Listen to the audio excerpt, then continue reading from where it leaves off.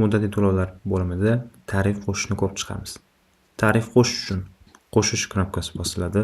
Birinchi navbatda tarif uchun nom kiritiladi. Masalan, bo'lishi mumkin 3 oylik tarif. Va shu tarifga mos foiz qo'yiladi. 3 oylik tarif uchun bo'lishi mumkin 20%, 25% yoki 30%.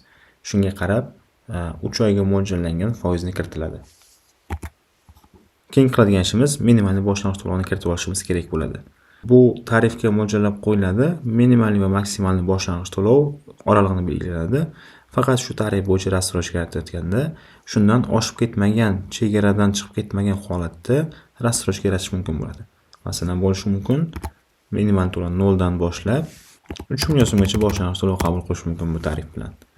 Va bu tarifda nech puldan nech pulgacha bo'lgan sommalik rassroshka chiqarish mumkin. Yozib qo'yamiz, 0 so'mmadan 8 million so'mgacha chiqarish mumkin.